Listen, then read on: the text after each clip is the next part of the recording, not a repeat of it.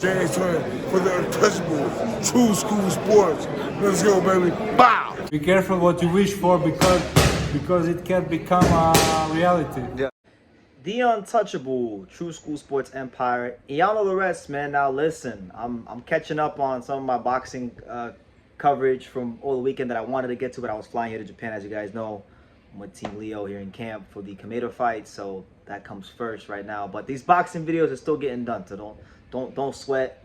We're professionals here on True School Sports. But I wanted to touch on Anthony Cacace because I've only made one video like ever about Anthony Cacace, and he's earned himself a True School Sports video and to be talked about because, you know, he went in there this past weekend. He had a really entertaining fight with Leigh Wood out there in England, and he beat the brakes off of him. He got him out of there in like 9 rounds. And I think, you know, from the Leigh Wood side of things, I think it was always a bad fight from a managerial standpoint because Leigh Wood was a smaller guy coming up in weight. You know, Leigh Wood had him fought for like well over a year. He had been inactive for some time, so it wasn't a good fight for him. But I think, you know, Cacace played as much as it pains me to say this because I'm as a boxing fan. I think I would love to have seen him fight Eduardo Sugar Nunez, right? But the money fight was Leigh Wood, and it's a fight that ultimately is going to shoot his stock through the roof in British boxing. So that being said, you know, you look at Cacace's 3 wins: Joe Cordina, Josh Warrington, Leigh Wood. Those are some of the biggest names in British boxing over the last 5 years, and he's gotten a win over all of them, and he stopped 2 of them. So he's doing pretty great for himself. I mean, Cacace wasn't a guy that got up to a blazing start in his career. You know, he had struggled at the domestic level, losing to guys like Martin Ward or whatnot, but he saved his best for last. And he's a clever boxer. You know, he can box from the outside. He can switch. He does some really good things in there. He has a good gas tank on him. You know, he's doing a great job holding things down for Ireland because, let's be real, ever since Carl Frampton retired, apart from Katie Taylor, there has been no male fighter, really, unless you guys want to correct me if I'm wrong. Since Carl Frampton retired, nobody from Ireland on the male side of things has really done as good as Cacace's doing right now for Irish boxing. So good for him, man. And you know, he stuck his flag in the ground, and he's let everybody know that, hey, I am here at super featherweight. He's a former world champion at super featherweight, and he's already went ahead and he's announced his intentions of what he wants to do because obviously there's been a lot of talk about him fighting O Shaquie Foster, which, you know, I think would be a good fight. Foster, very skilled fighter, rangy, has a good gas tank on him, high IQ. I think their fight would be really, really good. And he's trying to get O Shaquie Foster to go to his neck of the woods, fight him in Belfast in Ireland. But we'll see how that goes. I think that'd be a good fight. But he wants that WBC title, and he's targeting the O Shaquie Foster Stephen Fulton winner. Now, Stephen Fulton has already posted a thing on Twitter, pretty much saying that, you know, he's 164 pounds. He's having a hard time making featherweight. He's pretty much given us every indication in the world that he's going to go ahead and drop that belt, which, you know, I don't like because I want to see him in Angelo the rematch, but it is what it is. He goes to 130. He fights O Shaquie Foster. So whoever wins that fight, that's who Anthony Cacace wants the winner of. And I think that's actually probably the smartest thing for him to do because, you know, I think those are winnable fights for Anthony Cacace. Fulton is a smaller guy coming up in weight. O Shaquie Foster is a guy that is not coming up in weight, but he's a fighter that I think Cacace. I would actually give Cacace a great shot to beat Foster because Foster likes to slow the pace down, boxing the outside.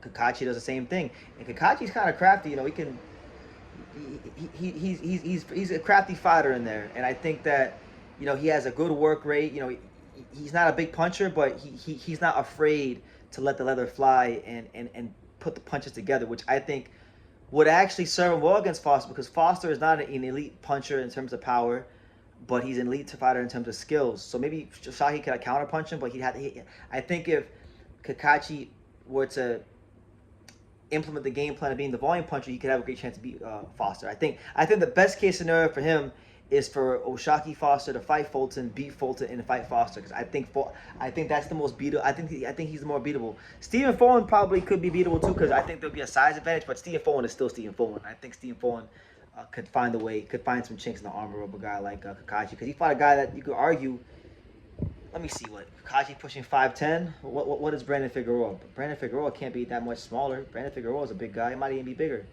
Brandon Figueroa is 5 foot. What is his height?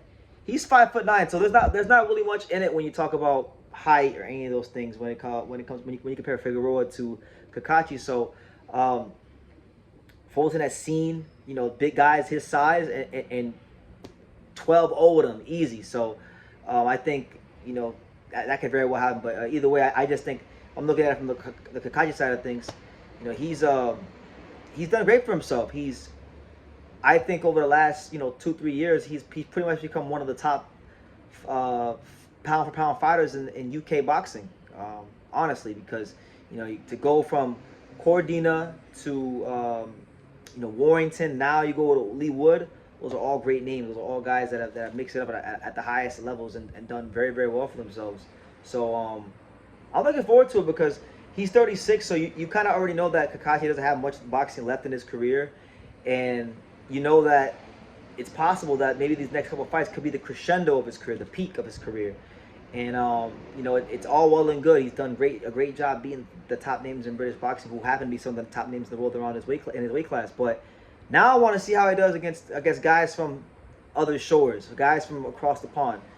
See how he does against some of these American fighters like a Stephen Fulton or potentially O Shaquie Foster. So for Leigh Wood, that's got to be it for him, man. He's taken a lot of punishment in his career. I think he's overachieved, and I think that has to honestly be it. Who am I to say when a guy should or shouldn't retire? But I think he's taken a lot of punishment, and I think he's given such a great contribution to not just British boxing but boxing in general with his amazing fights against guys like Conlon and Zhu Can. I mean, I've had a great time watching Leigh Wood's career, and I don't want to see him take any more unnecessary punishment. So he won the 30. He stepped up to the plate.